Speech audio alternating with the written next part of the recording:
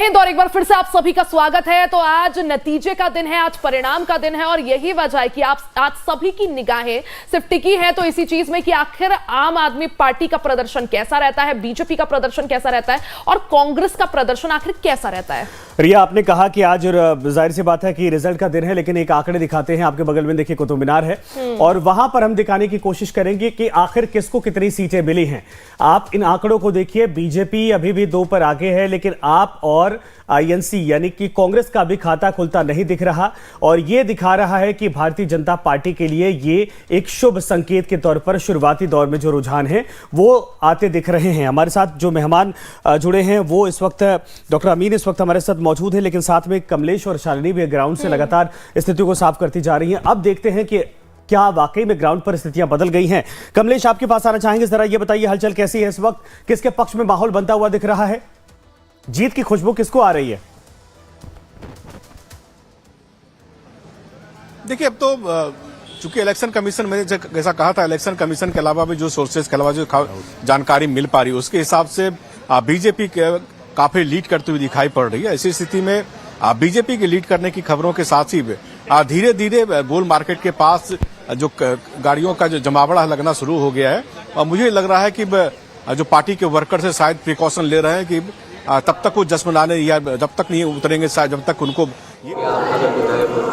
मिल्कीपुर के विकास में हम लोग कोई कोर कसर नहीं छोड़ेंगे और वहाँ के जो सरकार द्वारा जन कल्याणकारी योजनाएं चलाई जा रही हैं, समाज में खड़े अंतिम पायदान पर खड़े व्यक्ति तक हर सुविधा पहुंचाने का काम किया जाएगा और वहाँ के विकास में कोई कोर कसर हम लोग नहीं छोड़ेंगे।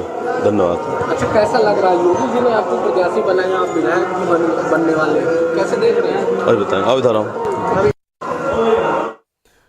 रिया, ये मिल्कीपुर के उम्मीदवार थे चंद्रभानु और उनके बयान हम सुना रहे थे। उनकी तरफ से कहा जा रहा है कि अब तो कुछ देर बाद साफ हो जाएंगी चीजें, हम जीत रहे हैं यहाँ पर क्योंकि हमने मेहनत की है और जनता ने इस बार भरोसा किया है बीजेपी का। लेकिन हमारे जो सहयोगी हैं उनके पास भी चलने की कोशिश करते हैं।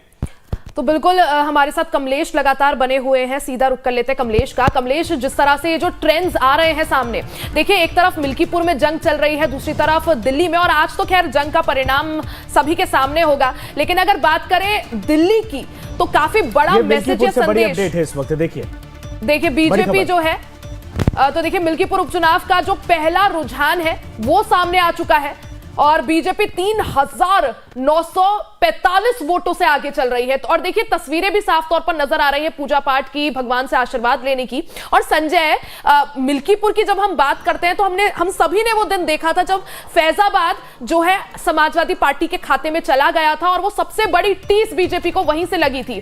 और देखिए दिल्ली के भी रुझान सामने आ गए हैं संजय। शुरुआती जो रुझान की बात करें तो बीजेपी भी 3 सीटों में लीड कर रही है। तो बीजेपी के लिए देखा जाए मिल्कीपुर और दिल्ली दोनों अच्छी खबर। ये बड़ी खबर है और अच्छी खबर है, बिल्कुल सही आपने कहा कि बीजेपी की तरफ से जो 3 सीटों पर लीड बनाई गई है, शुरुआत अच्छी हुई है। और उधर यूपी की बात करें, अयोध्या सीट की बात करें तो मिल्कीपुर सीट पर भी इस वक्त लीड बनाती हुई भारतीय जनता पार्टी दिखाई दे रही है। प्रेरणा हमारे साथ इस वक्त डेटा सेंटर से जुड़ी हैं, उनके पास और भी अपडेट है, उनके पास चलते हैं। प्रेरणा, क्या जानकारी, क्या अपडेट इस वक्त मिल रही है आपके पास?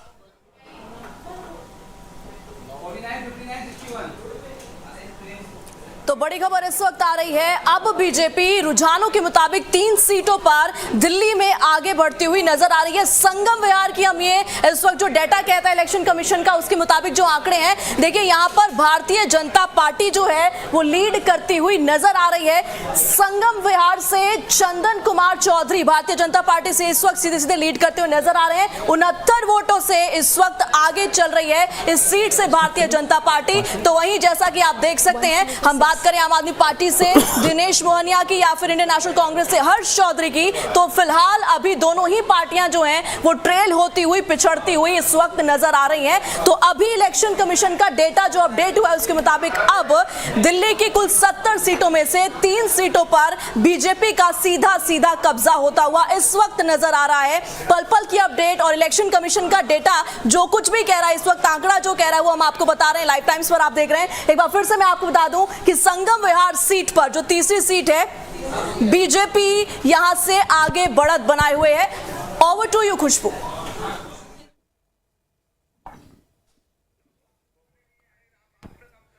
ठीक है, खुशबू के पास दोबारा चलेंगे और जाहिर सी बात करिए, आप देखिए कि 3 सीटों को लेकर अच्छी खबर इस वक्त भारतीय जनता पार्टी के पक्ष में आ गई है, लेकिन अब ये नंबर बहुत जल्दी जल्दी बदलते जाएंगे यार। कुल मिलाकर कहा जा सकता है कि 1 आध घंटे के भीतर देखिएगा आप कि दोनों तीनों पार्टियों को लेकर स्थितियां क्या है ये साफ हो जाएंगी। और ये बहुत अच्छी खबर है कि 3 सीटों पर अगर बीजेपी लीड करती है, मार्जिन करती बनाती हुई दिखाई दे रही है, तो बीजेपी को लेकर जो जनता का रुझान था वो फिलहाल साफ होता दिखाई दे रहा है। जो हमारे साथ इस वक्त मेहमान जुड़े हैं, डॉक्टर अमीन इस वक्त मौजूद हैं। डॉक्टर अमीन, जरा ये बताइए सर कि ये जो शुरुआती रुझान है ये बीजेपी के पक्ष में जाते हुए दिख रहे हैं, क्या ये माना जाए कि जनता ने वाकई में मूड बनाया था? क्योंकि आम आदमी पार्टी तो 2020 की तुलना में अगर देखा जाए तो अब तक बहुत अच्छे स्थिति में थी, इस बार अभी खाता भी नहीं खुला है रुझानों में भी। नहीं, देखिए ये इनकम्बेंसी हो सकता है क्योंकि जो सरकारें पावर में हुआ करती हैं हमेशा, देखिए कि अभी सेंटर में भी आपने देखा कि बीजेपी जो है 240 सीटें लेके आई थी, ऐसा नहीं है। तो कुछ लोगों का मोह भंग हो जाता है। तो इस तरह दिल्ली में भी देखा आपने कि इनको आपकी बहुत बड़ी फाइट करनी पड़ी है अपने लिए, सर्वाइवल के लिए, कि किस तरीके से हम यहाँ पर वापस आ सकें। चूँकि इन्होंने 10 साल पूरे किए, उससे पहले भी इन्होंने अपना राज किया टुकड़ों में, लेकिन अब क्या है कि इनको काम करना चाहिए था, इन्होंने अपने काम किए नहीं हैं। और इसीलिए इन्होंने कहना शुरू कर दिया था कि जो हमारे श्री राजीव कुमार जी हैं वो रिटायर हो रहे थे 14 फरवरी को, तो कि उनके लिए कोई पोस्ट रखी गई होगी भारतीय जनता पार्टी के द्वारा। ये इस तरह के आरोप प्रत्यारोप लगाना तो इनका काम है।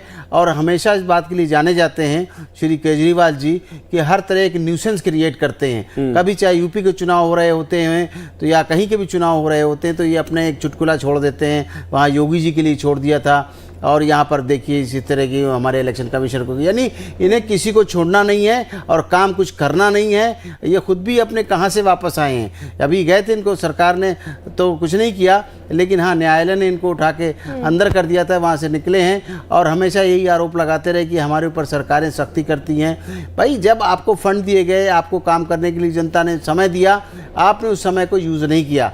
अब जब इलेक्शन नजदीक आ जाता है तो आरोप प्रत्यारोप ये चीज हमने देखी भी थी कि पूरे इस कैंपेन के दौरान अरविंद केजरीवाल एक क्राई बेबी की तरह नजर आए। बार बार वो रोना पीटना यही कर रहे थे कि समय नहीं मिल पाया। उन्होंने खुद इस बात को कबूल किया कि मैं जेल चला गया था, इन लोगों ने मुझे जेल में डाल दिया था, इस वजह से काम जो है नहीं हो पाया। और अगर देखें तो दिल्ली का चुनाव अपने आप में कई बड़े संकेत और संदेश दोनों देगा। अगर अरविंद केजरीवाल की पार्टी जीतती है तो चौथी बार मुख्यमंत्री बनेंगे, दबदबा जो है राष्ट्र राजनीति में उनका और ज्यादा बढ़ जाएगा, कद बढ़ जाएगा, उनकी पार्टी का एक स्टेटस बढ़ जाएगा। और दूसरी तरफ अगर बीजेपी जीतती है सर, तो एक तरह से देखें ऑलरेडी 14 राज्यों में भारतीय जनता पार्टी की सरकार, लेकिन जो 27 साल का सूखा है वो जो है हटेगा। और जिस तरह से एक हम विजय रथ की बात करें, क्योंकि लोकसभा चुनाव में जैसा आपने भी कहा 240 सीटें जीतने के बाद जिस तरह से महाराष्ट्र जीते, हरियाणा जीते, एक और कीर्तिमान जो है, एक और इतिहास में दर्ज हो जाएगा बीजेपी के लिए। इस बात का जवाब देंगे सर। एक सेकंड में आपको बीच में रोकना चाहूंगा। एक बड़ी इंटरेस्टिंग खबर आ रही है। खबर यह है कि दिल्ली में नतीजों के दिन कांग्रेस पार्टी के कार्यालय में सन्नाटा पसरा हुआ है और वहां स्थितियां क्या है ये हमारी सहयोगी खुशबू बताएंगी। और आपको बता दें कि वहां ताला सुबह से खुला नहीं है, यानी कांग्रेस पार्टी ये समझ चुकी है कि उसका खाता खुलेगा कि नहीं खुलेगा। जश्न मनाना, लड्डू बनाना ये तो बहुत दूर की बात है, और बैलेट का ताला अभी खुले या ना खुले ये इंतजार तो बाद की बात थी अगर सुबह की बात करें, लेकिन उसका भी ताला कांग्रेस का दफ्तर का नहीं खुला था। ये दिलचस्प है। हम मौजूद है दिल्ली कांग्रेस के प्रदेश कार्यालय पे और सुबह का 8:30 बज चुका है, काउंटिंग शुरू हो चुकी है, लेकिन सुबह से ही जो कार्यालय के हाल हैं, सन्नाटा पूरी तरीके से पसरा हुआ है। अभी तक जो ताला है वो भी नहीं खुला हुआ है। एक तरफ जहां बीजेपी और आम आदमी पार्टी कार्यालय पे पूरी चहल पहल देखने को मिल रही है, वहीं दूसरी तरफ कांग्रेस कार्यालय पे पूरी तरीके से सन्नाटा है। इसके अलावा जो अभी अकबर रोड का कार्यालय है, मुख्यालय जो है कांग्रेस का, वहाँ पे भी सन्नाटा है। यानी कि जो कांग्रेस पार्टी दम भर रही थी कि इस दिल्ली विधानसभा चुनाव में अच्छा करने की और सीटें निकालने की, वहाँ अभी रुझान आने शुरू भी नहीं हुए। उससे पहले के हालात ये हैं कि पूरी तरीके से ना कोई कार्यकर्ता है, ना कोई पार्टी का नेता है। पूरी तरीके से कार्यालय पूरी तरीके से खाली पड़ा हुआ है और सन्नाटा पड़ा हुआ है, कोई भी नहीं दिख रहा है। एक दो जो काम करने वाले लोग हैं यहाँ पे वही मौजूद हैं। अनुमान लगाया जा सकता है इस पूरे हालात को देख के कि कांग्रेस दिल्ली चुनाव में अपने परफॉर्मेंस को लेके कितनी श्योर थी। वीडियो जर्नलिस्ट कपिल सोलंकी के साथ मैं खुशबू सिंह, लाइव टाइम्स दिल्ली। खुशबू ने जो रिपोर्ट दिखाई दिलचस्प है। राकेश सेठी कांग्रेस से हमारे साथ जुड़ गए हैं। राकेश जी, स्वागत है आपका लाइव टाइम्स में। सर, आप लोग तो बड़े दावे कर रहे थे कि हम 70 सीटों पर चुनाव लड़ रहे हैं, सरकार बनाएंगे, नहीं तो कम से कम अच्छी फाइट में रहेंगे। खबर ये कि आपके पूरे कार्यालय में इस वक्त सन्नाटा पसरा हुआ है, दफ्तर भी नेता नहीं जाना चाहते हैं। नमस्कार, गुड मॉर्निंग। आप लोग जानते हैं कि ये शुरुआती रुझान है और जितने सीट्स आप बता रहे हैं इलेक्शन कमीशन के वेबसाइट पे कुछ और दिख रहा है जी। मगर शुरुआत तो हुआ आपके स्क्रीन पे। मैं देख रहा हूँ कि कुछ चैनल के स्क्रीन में कांग्रेस को 1 दे रहे, किधर 2 दे रहे। ये शुरुआत है। आप जानते हैं कि कांग्रेस का 15 साल तक शीला दीक्षित जी के नेतृत्व में वहां पे हमारी सरकार रही और ये 15 साल बहुत ही बढ़िया उन्होंने चलाया, मगर एक फेक प्रोपेगेंडा राकेश जी, जरा ये तो बताइए सर, मेरी अगर स्क्रीन हमारे देखेंगे तो आपको समझ में आएगा हम इलेक्शन कमीशन का ही डेटा चला रहे हैं। कोई 44, कोई 45, कोई 22, कोई 25 दिखा रहा, हम नहीं दिखा रहे। जो इलेक्शन कमीशन बता रहा है हम वही दिखा रहे। लेकिन ये तो मुझे बताइए कि हर बार लड्डू बनाकर तैयार रखते, आज आपके दफ्तर में अभी ताला लगा हुआ है। आपको 67 मिले थे, मैं समझता हूं ऐतिहासिक। समझता हूँ सर कि ये शुरुआती रुझान है, हमें इंतजार करना पड़ेगा और मुझे लगता है 10:30 11 बजे तक क्लियर पिक्चर आ जाएगा। अब तो जो बूथ होते हैं उसके ओपन भी उन्होंने शुरुआत नहीं किया है और ये रिजल्ट्स आए हैं, बट हमें इंतजार करना पड़ेगा। और देखिए, मैं आपको बता रहा हूँ, कांग्रेस पार्टी अपनी तरीके से हमारा एजेंडा हम चला रहे और आप जानते हैं लोकसभा 2019 का लोकसभा हो तो हमें 52 सीट्स मिले थे। आज 2024 में हमें 99 तक आ गए। अरे सर, इतिहास कहाँ देख रहे हैं? 2 बार से तो खाता भी नहीं खुला। ठीक है, मैं आपके पास आता हूँ। उत्साह की कमी कांग्रेस के कार्यकर्ताओं में दिखाई दे रही है। डॉक्टर अमीन, जरा सर इस बात को बताइए। अभी कांग्रेस के नेता हमारे साथ जुड़े, वो कह रहे हैं कि अभी तो इंतजार करिए, थोड़ी देर में। नहीं, इंतजार ही करना पड़ेगा और क्या, क्योंकि पिछले 2 बार से तो कांग्रेस दिल्ली के अंदर दिखाई नहीं दी है, ना उसका कोई एक MLA मिला है पार्टी को जो यहाँ पर रिप्रेजेंट कर सकता है अपनी पार्टी को। इनके कहने से क्या होता है, देखिए ना, कि अगर कुछ ना कुछ वोट होते तो बैलेट पे, जो हमारे बैलेट खुलते हैं उनमें बैलेट पे कुछ वोट मिल जाते, कांग्रेस को 2-4 मिलते दिखाई देते, वहाँ भी कुछ नहीं दिखाई दिए। अभी पहला राउंड चल ही रहा है, उसमें भी कहीं गिनती नहीं है। और अभी आपने दिखाया, जो विजुअल दिखा रहे थे उसमें आपकी जो खुशबू थी वहाँ गई हुई थी ग्राउंड से, उन्होंने दिखाया कि कांग्रेस के दफ्तर पे ताला लगा है। ये सब क्या दर्शाता है? ये एक उदासीनता दिखलाता है, उनके प्रति दिखलाता है कि उनमें कोई इंटरेस्ट नहीं है, उनके वर्कर्स कोई इंटरेस्ट नहीं है। ठीक है सर, मैं दोबारा आपके पास आता हूं। रिया, शालिनी के पास चलते हैं, वहां पर भी कोई अपडेट है? जी बिल्कुल, जिस तरह से, क्योंकि देखिए टैली जो है बदलती जा रही है संजय, और शालिनी जो है हमारी सहयोगी, वो अरविंद केजरीवाल के घर के बाहर मौजूद है। वहां कैसी हलचल है ये सीधा जान लेते हैं शालिनी से। शालिनी, किस तरह से हलचल देख पा रही है? देखिए रिया, मैं आम आदमी पार्टी के कार्यालय पर मौजूद हूं, जहां पर मैं आपको सीधे तस्वीरें दिखाऊंगी कि हालांकि अभी शुरुआती रुझान ही सामने आए हैं और आम आदमी पार्टी पीछे चल रही है, लेकिन आम आदमी पार्टी भले ही ये आश्वस्त नजर आ रही है कि सरकार उनकी बनने जा रही है। पहले तो मैं आपको यहाँ कार्यालय की तस्वीरें दिखाऊंगी कि यहाँ आप देखेंगे कि टेंट जो है वो सज चुका है, टेंट पूरी तरीके से तैयार है और यहाँ पर आम आदमी पार्टी के कार्यकर्ताओं का आना भी शुरू हो चुका है। अभी शुरुआती रुझान ही सामने आया है और अभी आम आदमी पार्टी के जो नेता हैं वो यहाँ एक एक कर पहुंचेंगे, जैसे जैसे दिन में तस्वीर जो है वो और साफ होने वाली होगी।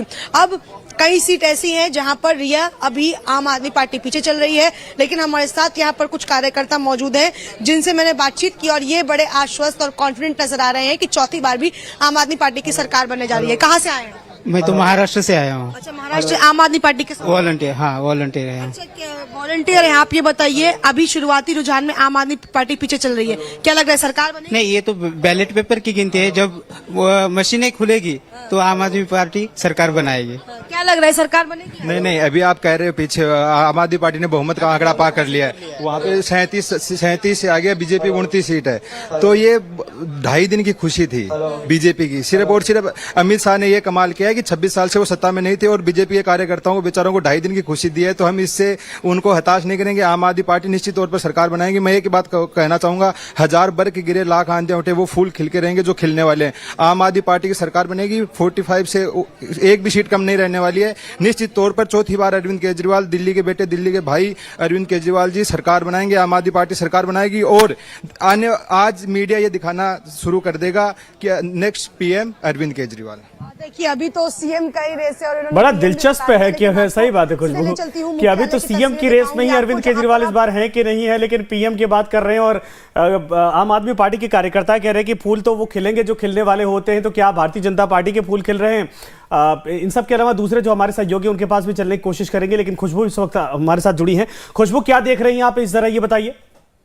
बिल्कुल संजय, देखिए तमाम तस्वीरें हैं और ये सच में बहुत ही अलग है कि वो अरविंद केजरीवाल को पीएम बनाने की बात कर रहे हैं। बहरहाल चलिए हम आंकड़ों पे बात कर लेते हैं और अपने दर्शकों को बता देते हैं कि रुझान में किस तरीके से तमाम जो तस्वीरें वो आ रही है।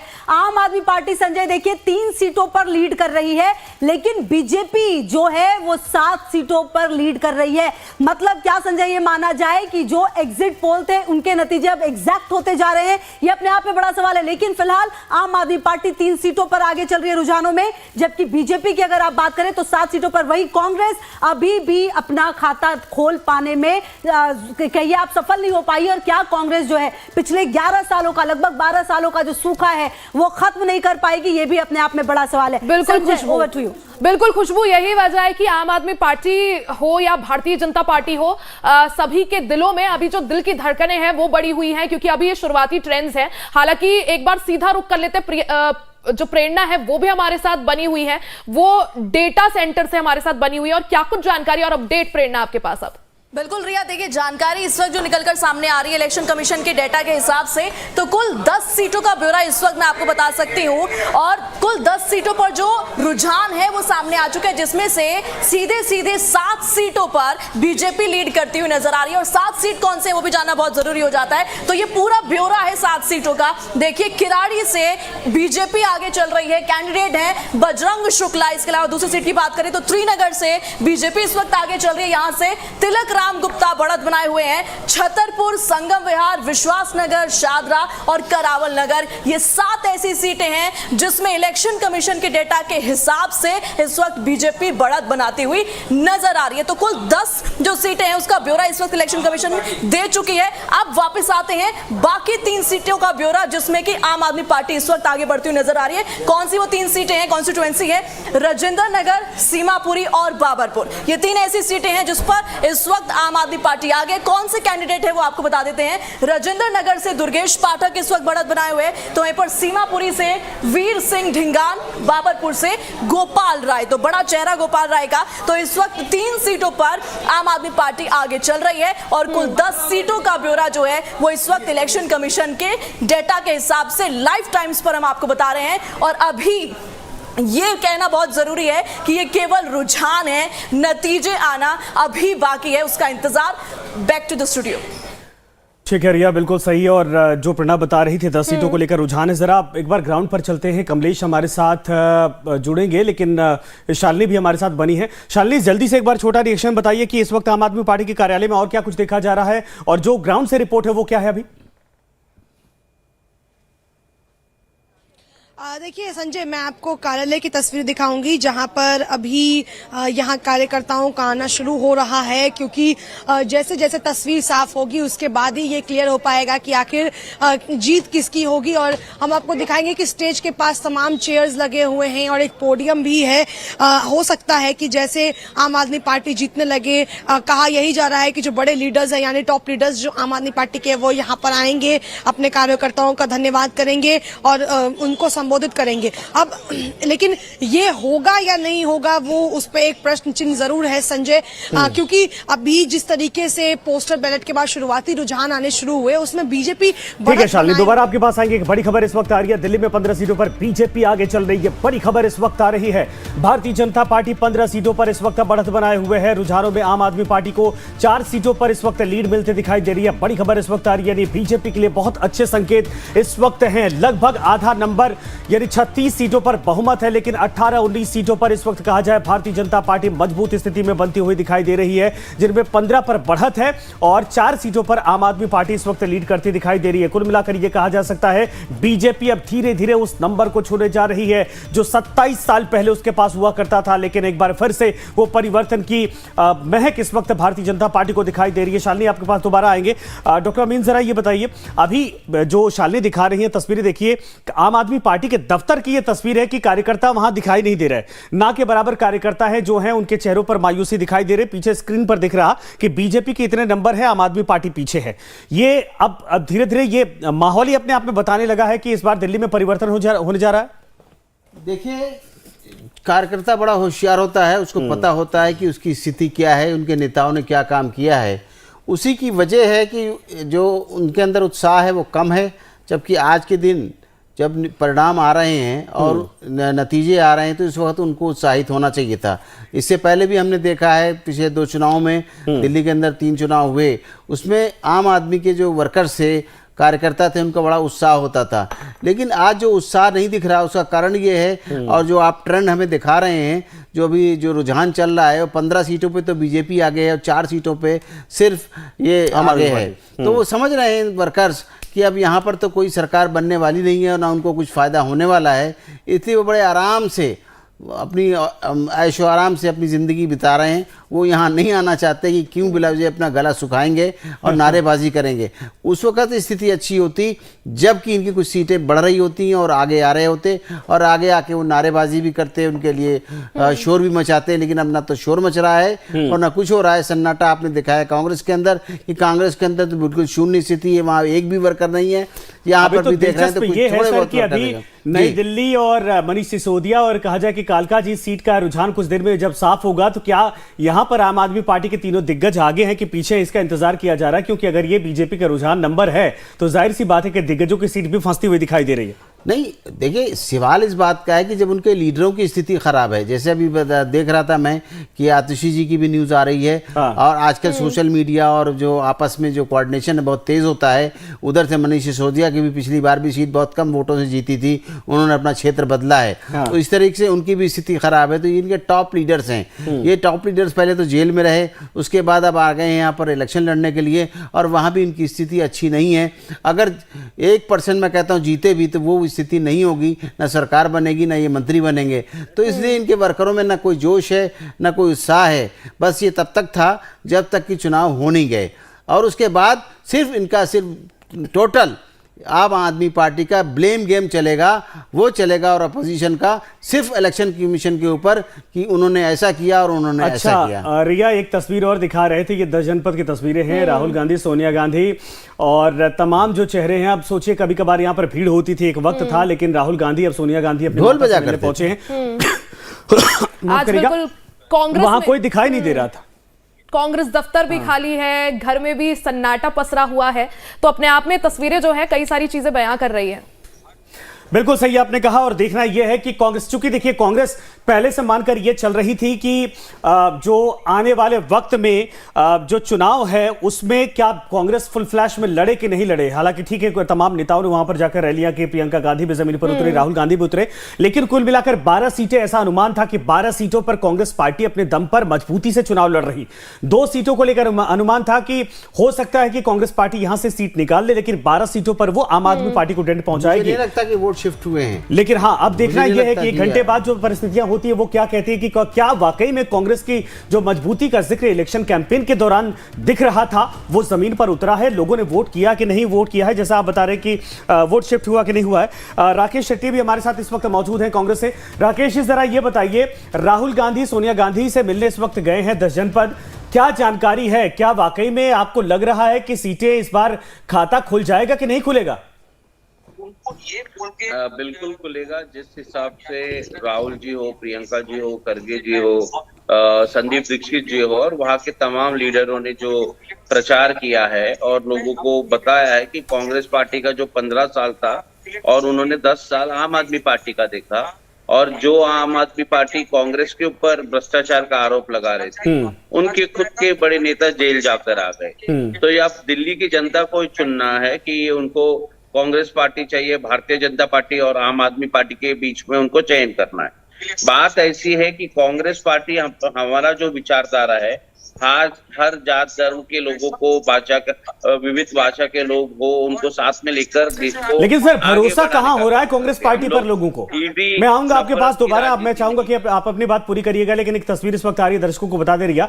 ये वीरेंद्र सचदेवा भारतीय जनता पार्टी के प्रदेश अध्यक्ष इस वक्त देख सकते हैं कि मंदिर पहुंचे हैं और वहां पर भगवान का आशीर्वाद ले रहे हैं, प्रसाद ग्रहण कर रहे हैं। और चूंकि बीजेपी के लिए एक अच्छी महक यहां से आ रही है जीत की, तो वीरेंद्र सचदेवा के चेहरे पर वो एक तरह से जो ताजगी है वो देखी जा सकती है और आश्वस्त भारतीय जनता पार्टी धीरे धीरे होती जा रही है कि सरकार बनाने की स्थिति में आ सकते हैं। वो मुस्कुराहट भी है और ऐसी तस्वीरें आज सुबह से ही सामने आ रही है। कभी कोई मंदिर पहुंच रहा है, कभी कोई भगवान का आशीर्वाद ले रहा है। और इसी बीच दिल्ली बीजेपी प्रदेश अध्यक्ष वीरेंद्र सचदेवा, और देखिए संजय, इसी बात का हम जिक्र भी कर रहे थे कि जो टैली है वो देखिए अपडेट हो गई है। भारतीय जनता पार्टी 19 सीटों पर यहां पर लीड करती हुई साफ तौर पर नजर आ रही है और वीरेंद्र सचदेवा के चेहरे पर एक हल्की सी जो है मुस्कुराहट है, कॉन्फिडेंस है। और डॉक्टर अमीन जी, अगर बात करें जिस तरह से टैली देखिए अपडेट हो रही है और माना यही जा रहा है कि जैसे जैसे दिन आगे बढ़ेगा यही जो है ये रुझान आगे जाकर रिजल्ट्स यानी नतीजों में तब्दील होंगे। क्या माना जाए अगर ये जो टैली इस वक्त हमें दिख रही है 19 सीटों पर लीड करते हुए? नहीं, देखिए सीधी सी बात है, जो ट्रेंड जनता ने डाल दिया, यानी जिस तरीके से वो मशीनें खुल रही हैं, मशीनों की वोटिंग काउंटिंग हो रही है, हाँ। और उसमें जिस तरह से दिखाई दे रहा है हिसाब किताब, तो मैं समझता हूँ ये चीज़ें जो हैं वो बीजेपी के पक्ष में जाती हुई दिखाई दे रही हैं और मैं नहीं समझता हूँ कि अब ये आपकी तरफ लौट के आएगी। नहीं, बिल्कुल सही आपने कहा। एक वक्त था जब प्रचंड बहुमत में 2 बार सरकारें आम आदमी पार्टी ने बनाई थी, किसी का खाता नहीं खुलता था। आज वही जो सुस्ती है आम आदमी पार्टी, ये देखिए जब मेट्रो लेकर आ रही है ये नंबर दिल्ली में, तो आम आदमी पार्टी का जो एक तरह से कहा जाए विंडो है वहां पर वो दिखाई दे रहा है 5 सीटें, महज 5 सीटें। सोचिए कि 8 बजे से काउंटिंग शुरू हुई है, 9:30 बज गया, 1.5 घंटे में 5 सीटों पर अभी रुझान में आम आदमी पार्टी आगे है। और भारतीय जनता पार्टी आधी से ज्यादा सीटें, 36 सीटें चाहिए, लेकिन 18 से ज्यादा यानी लगभग वो मेजॉरिटी की तरफ धीरे धीरे कदम बढ़ाती दिख रही। कांग्रेस के लिए खुशखबरी इस बार भी नहीं है, पिछली बार भी नहीं थी, 2015 में भी नहीं थी, तो कांग्रेस अभी 0 पर है। लेकिन आम आदमी पार्टी के लिए चिंताएं जरूर हैं कि क्या ऐसा उन्होंने 10 साल में किया है कि जनता इस तरीके से उनसे छिटकती चली गई। तमाम जो वादे थे, फ्री वीज का जिक्र करने के बावजूद, योजनाओं को धरातल पर उतारने की बात करते थे, वो बार भी जो है कई किए गए थे। चाहे हम बात करें पुजारी ग्रंथि योजना की बात करें, महिला सम्मान योजना की बात करें, तो वादे कई तमाम अभी भी करे थे। लेकिन ये देखिए ड्रोन से भी हम दिखा रहे हैं लगातार किस तरह से कितनी सीटें जो है या रुझान हम बोल लें तो 5 सीटों पर आम आदमी पार्टी जो है यहां पर लीड करती हुई। और वादे, तमाम वादों के बावजूद, तमाम फ्री बीज देने के बावजूद, अगर ये ट्रेंड जो है कुछ ना कुछ अपने आप में बयां कर रहा है। मैंने न्यूज में देखा था कि आम आदमी पार्टी ने वक्फ बोर्ड को साथ रखा और वहाँ के जो प्रीस्ट थे मुस्लिम्स के मौलाना लोग, उनकी 18 महीने सैलरी नहीं दी, उसको लेफ्टिनेंट गवर्नर दिल्ली ने दी है, लास्ट में सैलरी दी है। और ये बात कर रहे थे कि पंडितों को, जो मंदिर के पंडित पुजारी हैं उनको भी देंगे और ग्रंथी साहब हैं उनको भी देंगे गुरुद्वारे के। कल सर दिलचस्प ये आया था, मैं चाहूंगा रिएक्शन इस पर दीजिए। कल एक मौलाना जी वो कह रहे थे कि हमने इस बार डंकी की चोट पर कहा कि हमने तो बीजेपी को वोट किया है, और इसका कारण ये है कि हम एक तो किसी के हम बंधुआ मजदूर नहीं बनना चाहते, चाहे आम आदमी पार्टी, चाहे दूसरी पार्टी है, चाहे कांग्रेस पार्टी हो, लेकिन हमने वोट क्यों किया बीजेपी को?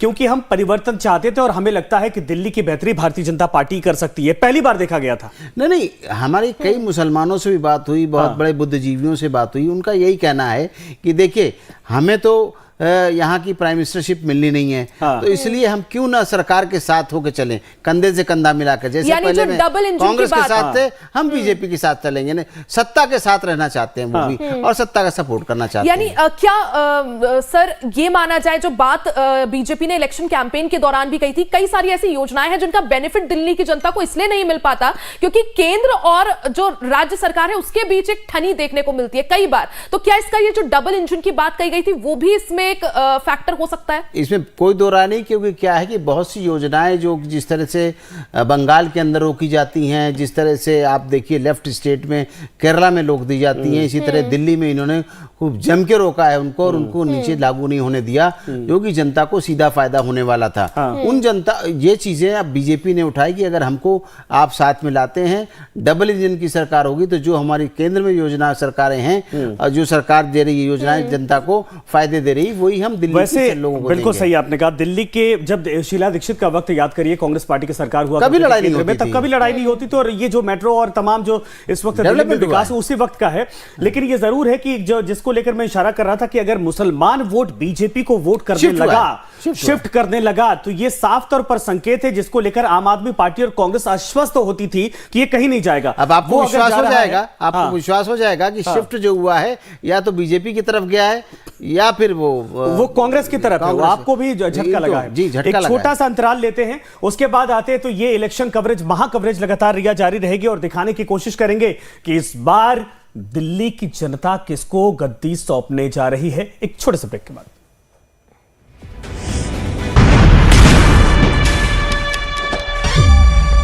और खूब मजा उठाएं गेम की रोमांचक दुनिया का मजा लें। मर्बैक गेम को भावनाओं के साथ खेलें। अपने नगर के सर्वांगीण विकास के लिए नगरीय निकाय चुनाव में भारतीय जनता पार्टी के प्रत्याशियों को भारी मतों से विजय बनाएं। विश्व के सबसे बड़े सांस्कृतिक समागम महाकुंभ प्रयागराज में अग्नि सुरक्षा के लिए 24 घंटे सतर्क और तत्पर है उत्तर प्रदेश अग्निशमन तथा आपात सेवा बल।